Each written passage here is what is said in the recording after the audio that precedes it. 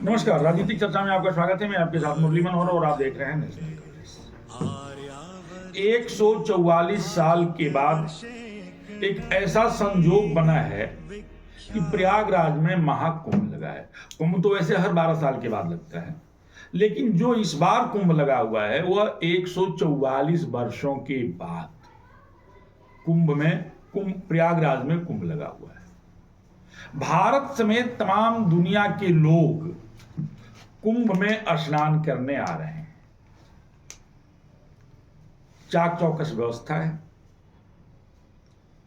पूरा कनात, पूरा मंत्रिमंडल प्रयागराज में पूरी व्यवस्था पर निगरानी कर रहा है। आज उत्तर प्रदेश के यशस्वी मुख्यमंत्री परम पूज्य योगी आदित्यनाथ जी महाराज प्रयाग आए हैं, स्नान किए हैं। स्वाभाविक है, गोरखपुर मंदिर के महंत भी हैं, नाथ संप्रदाय के बड़े महंत। कुंभ में सभी लोग गृहस्थ और सभी लोग जो है स्नान करने जा रहे हैं, तो परम पूज्य योगी आदित्यनाथ जी महाराज जाएंगे। लेकिन खास यह है कि स्नान करने के बाद परम पूज्य योगी आदित्यनाथ जी महाराज ने कुंभ में ही अपने मंत्रिमंडल की बैठक भी रखा है। उनके कैबिनेट की बैठक भी कुंभ में चल रहा है और कई अहम फैसलों पर कुंभ के मंत्रिमंडल के बैठक में मुहर भी लग सकता है। वाराणसी और इलाहाबाद के बीच में एक नया 7-8 जिलों को मिला करके नया धार्मिक जगह बनाने का भी प्रयास है और हो सकता है कि परम पूज्य योगी आदित्य महाराज जी के द्वारा जो है उस पर भी मुहर लग जाए। विंध्य क्षेत्र, काशी क्षेत्र को मिलाकर के जो है 7-8 जिलों का मिलाकर के जो है एक बड़ा जो है धार्मिक स्थल का निर्माण भी हो सकता है। ये चर्चाएं हैं, मैं कंफर्म नहीं कर सकता, ये मंत्रिमंडल की बैठक के बाद ही संभव है। लेकिन परम पूज्य योगी आदित्यनाथ जी महाराज जी चाहते हैं कि जो लोग भी प्रयाग में गंगा में संगम में स्नान करने के लिए आए वह चित्रकूट तक जो है बिना बाधा के जो है दर्शन करने के लिए चले जाए। विंध्याचल में कॉरिडोर बन रहा है, काशी विश्वनाथ में तो कॉरिडोर बनकर के तैयार हो गया है।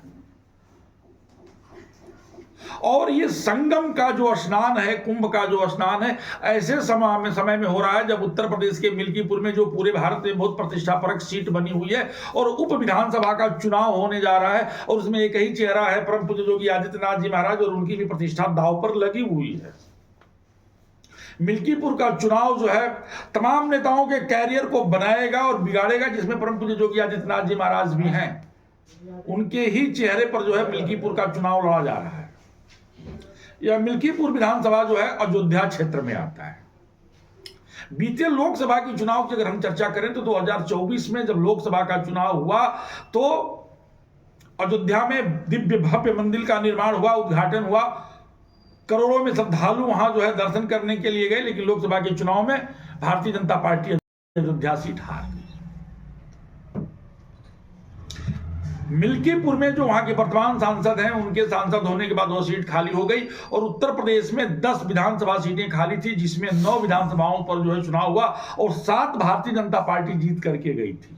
2 पे समाजवादी पार्टी या पीडीए कह सकते हैं, उनकी विजय हुई थी। तो मिल्कीपुर का जो विधानसभा चुनाव है वो अभी भारतीय जनता पार्टी और विशेष करके योगी जी के लिए महत्वपूर्ण है, उन्हीं का चेहरा है। इसके साथ दिल्ली में भी विधानसभा का चुनाव हो रहा है और महत्वपूर्ण बात यह है कि दिल्ली के विधानसभा के चुनाव में जहां छोटा प्रदेश है, 70 सीटें हैं, वहां योगी जी की 14 जो है जनसभाएं लगा दी गई। तो योगी जी की जो 14 जनसभाएं लगाई गई हैं वो अभी अपने आप में एक बड़ा महत्वपूर्ण है।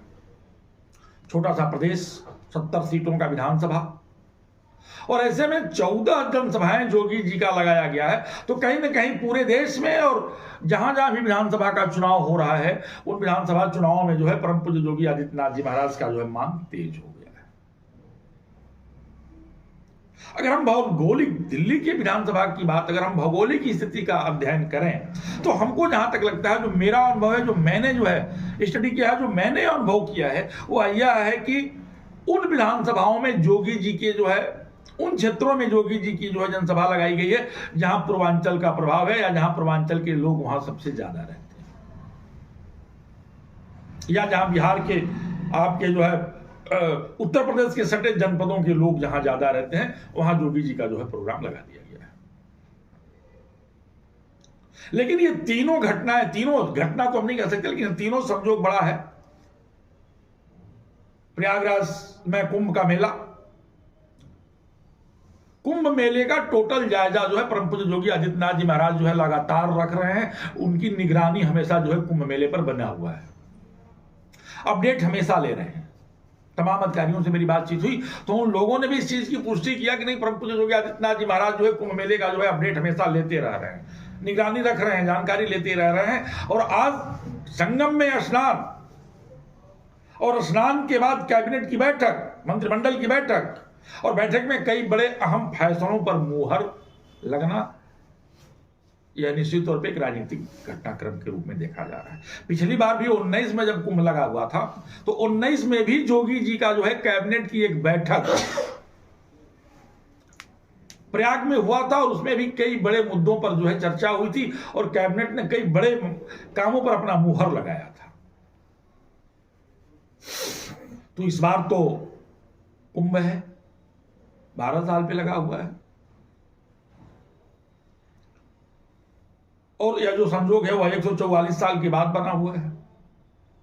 और परम पूज्य योगी आदित्यनाथ जी महाराज के नेतृत्व में यह संगम माघ मेला चल रहा है।